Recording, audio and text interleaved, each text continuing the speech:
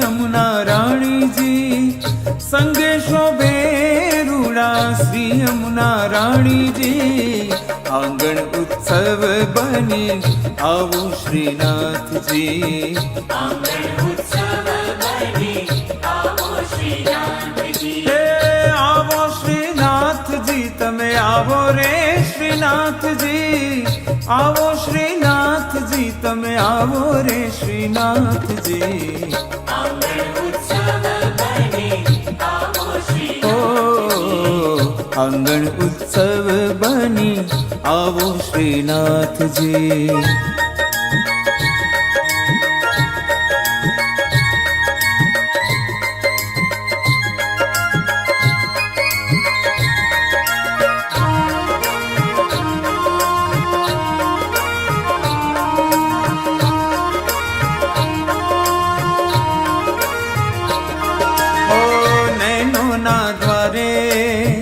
तोरण बंधाऊ किकियो निक्यारिये तुलसी रो पावू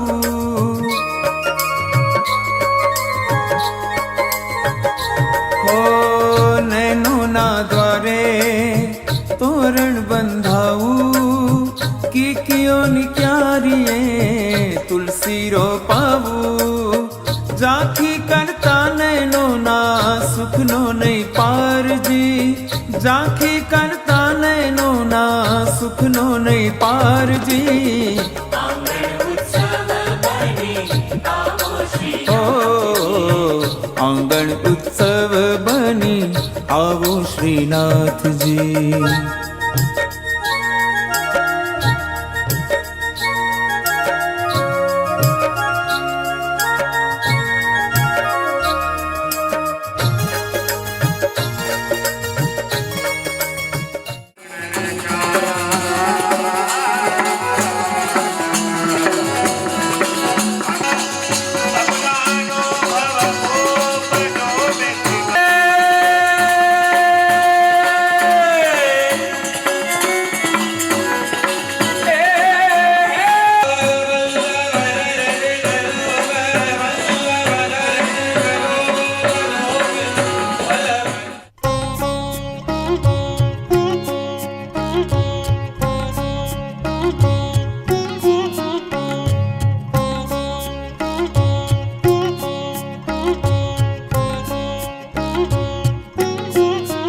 આજે વલ્લભ પધાર્યા મારે આંગણે રે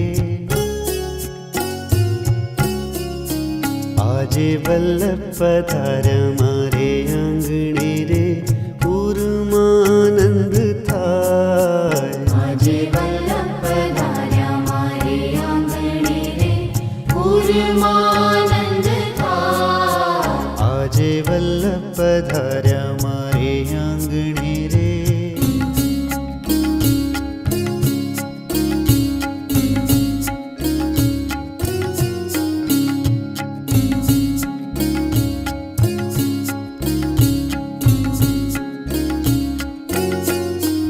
मैं तो मोतीडाना चौक पुराविया मैं तो कदलीना स्तंभ छेरो पाविया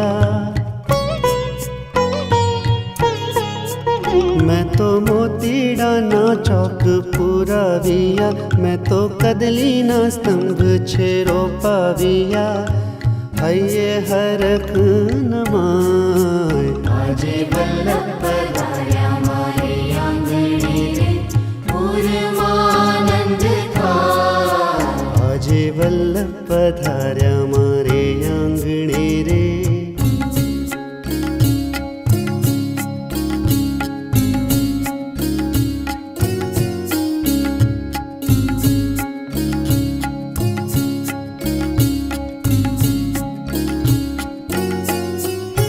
तो फूलड़ा मंगाऊं भात भात ना रूड़ा हार गुंथाऊं पारिजात ना हूँ तो फूलड़ा मंगाऊं भात भात ना रूड़ा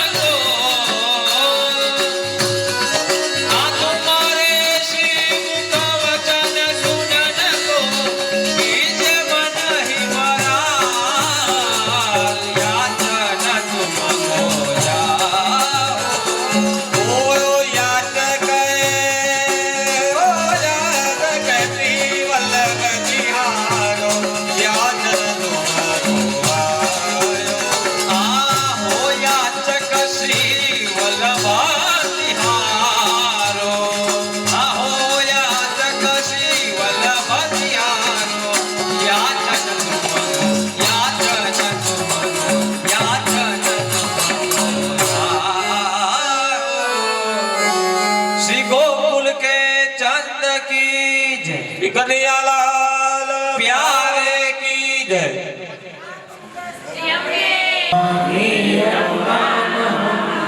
सकल सिद्धि हेतु मुरा मुरारी कल्पना सुरासुर सुपूजिता स्मरपितु श्रियं विकृति कलिंगानि मस्तके पतदमन्दपूरोज्ज्वला विलासगमनोलस प्रकटगण्डसेवोन्नता सघोषगतिदावनि मधुलिकथा मनेकर्षगन् प्रियाभिर्वसेविता सुखावालुका नितम्बातटसुन्दरी नमत कृष्णतुल्यप्रिया देवस्तुते गजानननिभोऽपीवते कृपाजलति संसिते मम मनः सुखं भावय दयाचरणपद्मजा मुररिपो प्रियं भावुकं सकजा सपत्नी वय हरिप्रियकलिन्द्रिया मनसि मे सदा स्थीयतं नमोऽस्तु यमुने सदा तव चरित्रमत्यद्भुतं न जातु यमयातना भवति ते मया पानकं यमोऽपि भगिनी सुता कथमहन्तिका ममास्तु तव सन्निधौ तनुनव त्वमे कुन्दप्रिये अतो करोति का कदुरिताक्षयो भवति वे मुकुन्देरपि तया वल्लभ श्री हरि श्याम सुंदर श्री यमुने महारानी की श्री वल्लभाधीश की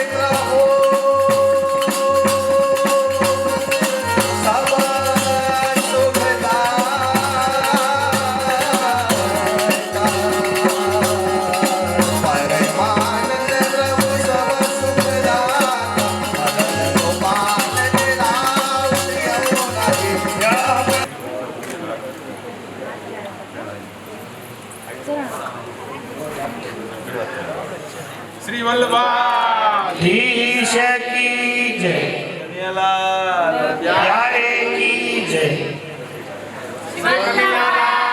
ધીશ કી જય.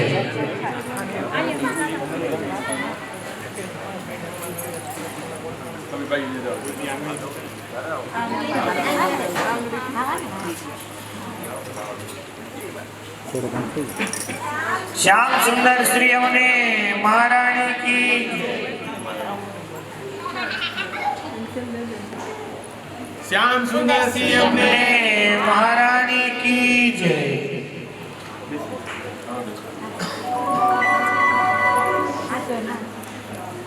महोदयं रूपाङ्गनानां सौभाग्यं श्रीगोकुलेन्दुमयं नमः चिन्तासन्तानहन्तारो यत्पादाम्बुजरेणवः स्वीयानां तान् निजाचार्यान् प्रणमामि मुहुर्मुहुः यदनुग्रहतो जन्तु सर्वदुःखादिगो भवेत् तमहं सर्वदा वन्दे श्रीमद्वल्लभनन्दनम् अज्ञानतिमिरान्धस्य ज्ञानाञ्जनशलाकया चक्षुरुन्मिलितं येन तस्मै श्रीगुरवे नमः.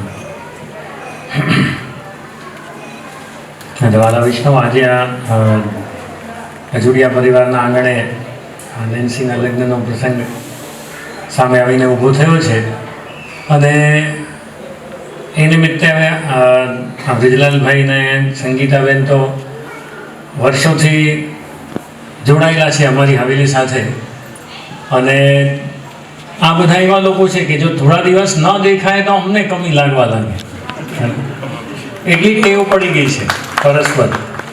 જે આમ તો બધા જ વૈષ્ણવ અમારને વાલા જ હોય, કોઈ વૈષ્ણવથી કોઈ દુરાવનો તો પ્રશ્ન જ નથી આવતો, બધા અમારા જ છે. પણ જે નિયમિત આવતા હોય, જે ઠાકોરજીની નિયમિત સેવા કરતા હોય, એ લોકો થોડા દિવસ ન મળે તો અમને બી એવું લાગે. એટલે ત્યારે અમને ખ્યાલ આવે કે ના, પ્રભુને પણ છે ને નિત્ય આપણામાં કહેવાયું છે કે નિત્ય સેવા કરવી, નિત્ય પાઠ કરવા, જે પણ વસ્તુ કરવી નિત્ય કરવી. એ કારણ એનું એ જ છે કે જે વસ્તુ તમે નિયમિત કરતા હો ને પછી એ વસ્તુથી લગાવ થાય. એટલે જો પ્રભુથી સન્મુખતાની જો નિયમિતતા હોય, ઠાકોરજીના દર્શનની નિયમિત ટેવ હોય તો ઠાકોરજીથી લગાવ થઈ જ જાય આપને આપ. ઘણા લોકોને પેલી કસરતથી ટેવ પડી જાય, તો કસરત એને એ ન કરે તો એમ કે એ દિવસ કળતર લાગે ને ઢીલાસ લાગે. ઘણા લોકોને ઓફિસની ટેવ પડી જાય તો કે ઓફિસમાં એવું થાય. પણ એક વસ્તુ હંમેશા યાદ રાખજો કે જીવનમાં કોઈ લોકો આગળ થોડા વધારે પહોંચતા હોય, કોઈ લોકો ઓછું પહોંચતા હોય, પણ પ્રભુ વગરનું જીવન એ એક વૈષ્ણવ માટે કલ્પનાની બહારની વસ્તુ છે. ખ્યાલ આવે? તમે વૈષ્ણવ થયા છો, ધર્મસંબંધ લીધું છે, ગળામાં કંઠી છે, તો ક્યારે પણ એવી સ્થિતિ ન આવે કે આપણને એવું લાગે કે મને પ્રભુના મારા જીવનમાં જરૂર નથી, પ્રભુ કરતાં ડિગ્રીની કે પ્રભુ કરતાં પરિવારની વધારે જરૂર છે. એ વિચાર ક્યારેય ન આવવો જોઈએ.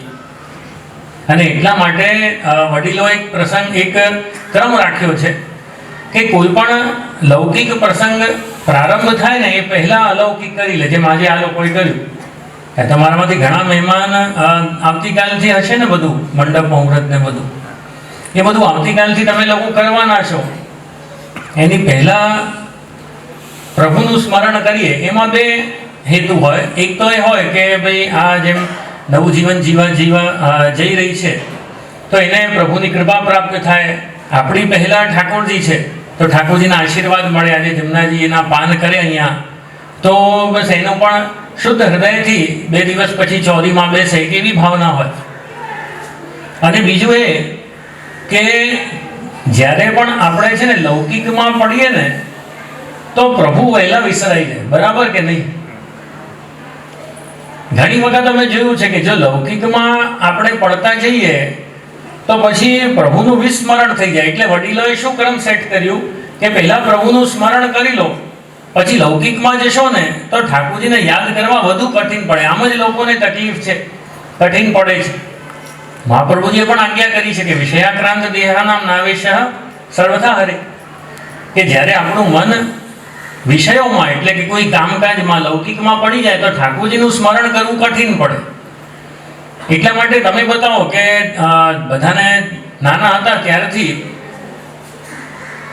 સવારે સ્નાન કરી અને યમનાષ્ટક કરવાનો નિયમ છે કે રાત્રે ઓફિસેથી આવો અને ફ્રેશ થઈને પછી યમનાષ્ટક કરવાનો નિયમ છે? બોલો.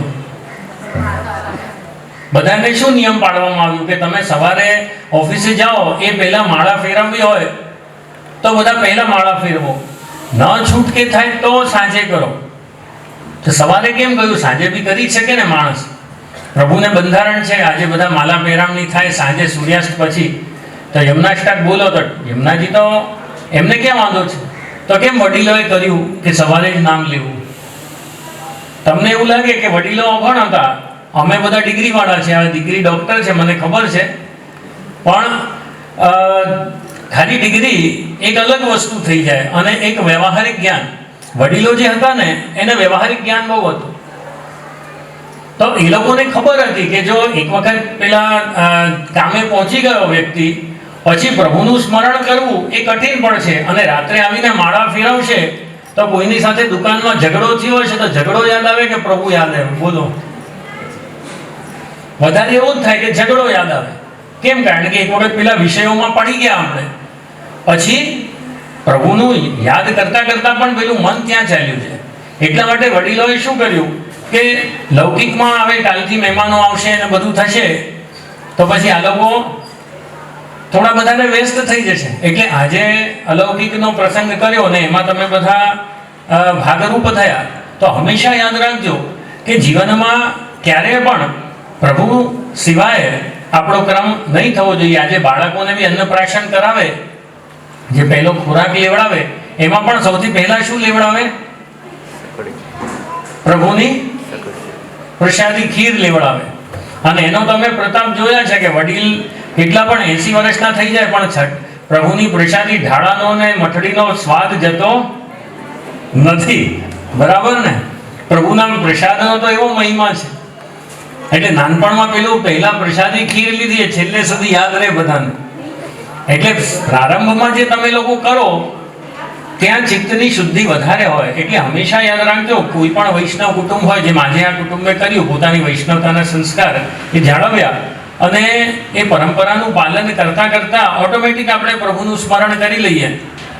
એ રીતે કોઈ પણ વૈષ્ણવ કુટુંબ હોય, કોઈ પણ વૈષ્ણવ પરિવાર હોય તો જ્યારે પણ પ્રભુની કૃપાથી ઘરમાં આવા શુભ પ્રસંગ આવે તો જરૂર પ્રભુનું સ્મરણ થવું જોઈએ. કારણ કે આપશ્રીની કૃપા છે, આશીર્વાદ છે તો જઈને આપણને આ ઘરમાં સારા પ્રસંગો આવી રહ્યા છે. એટલે એ વસ્તુનું હું આ પરિવારને બી કહીશ ને તમને બધાને બી કહીશ કે ક્યારે પણ વિસ્મૃતિ ન થાય પ્રભુની કૃપાની. અને આ બાળકોને બી કહીશ કે આગળ જે જીવન એ લોકો જીવવાના છે તો તમે લોકો જ્યારે 2 દિવસ પછી પેલી ચોરીની સન્મુખ હશો અને ત્યાં જ્યારે પણ તમે એ વસ્તુનું લગ્નમાં બેઠા હો ત્યારે મનમાં જેમ મેં કીધું એમ પહેલા એક વખત સ્મરણ કરી લેજો કે પ્રભુ આપની કૃપાથી અમે આ ચોરીમાં બેસવા જઈ રહ્યા છે અને આપની કૃપાથી બસ અમારું જીવન પણ સુખમય થાય એ વિચાર પહેલા આવી જાય. પછી તો ફોટોગ્રાફરની સામે આવી જાઓ, પછી ફોટોગ્રાફર બધું જ ભૂલાવડાવી દે કે આમ બેસો, આમ કરો, તેમ કરો. એટલે પહેલા સ્મરણ કરી અને પછી બેસજે. અને પ્રભુને પણ વિનંતી કરીએ કે બસ તારું જીવન ખૂબ સુખમય જાય, આનંદથી જીવે